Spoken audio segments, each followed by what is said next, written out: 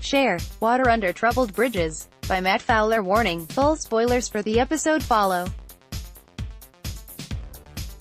Woohoo, man bat. And was that there at the end something to do with Ventriloquist and Scarface? There was that creepy doll on the bed. Or were these altered versions of Mother and Orphan, who like Ventriloquist and Scarface are rumored to be headed to the show in the 5th and final season? We'll have to see. Or, wait for some official word from the producers regarding the matter. That was definitely the bat signal though, huh? As well as the show's official huge setup for a very no man's land, hence the title, arc in the final season.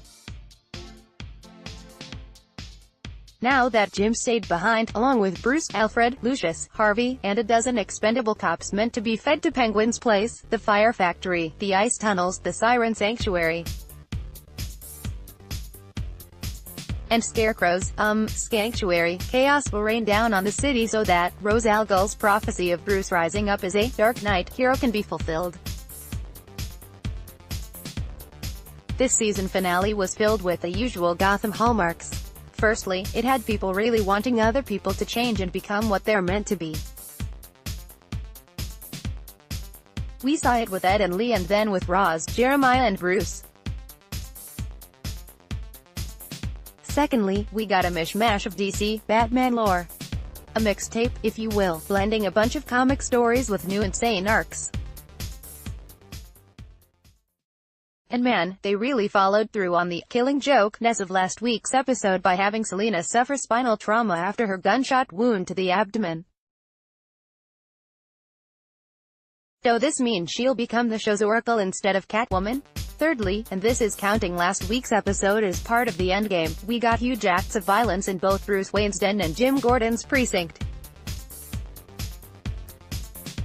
The aforementioned gunshot to Selina's gut, and, this week, the League's attack and slaughter of cops and soldiers. It never fails. These two locations are the least safe in the entire city. Fourthly, though almost part of that, the third trait, both Bruce and Jim got kidnapped. This is the cornerstone of the entire series, these two getting taken. Now, here's an interesting bit to chew on. So often the characters on Gotham, because all the outrageous twists and turns over the years, have very complicated interpersonal histories. So much so that sometimes it's hard to keep track. Kudos to the show for remembering that Tabby killed Oswald's mom.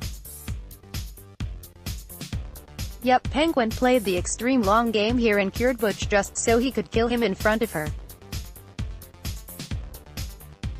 But with regard to that very same idea, Lee and Ed's relationship makes even less sense given their history.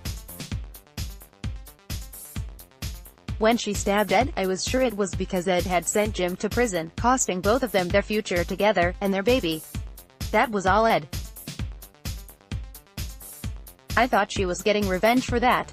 But nope, it was because she just knew Ed was crazy and would one day kill her.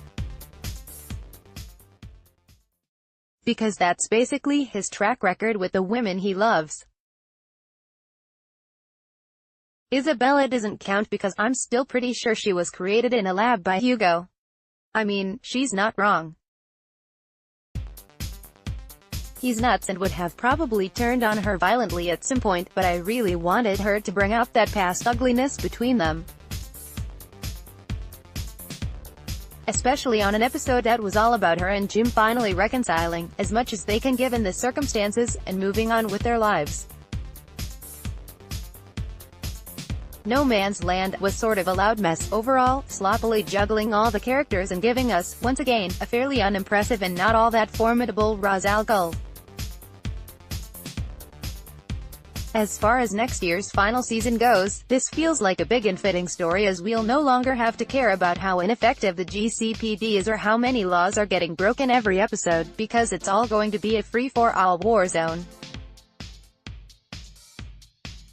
Still, had this been the final hurrah for the show, if it had been cancelled, it wouldn't have been much to hang one's hat on. You can't always judge a season finale like that, I'm aware, but given the move to Thursdays and the bubble status of the show, you couldn't help but hope for a better bang-buck ratio.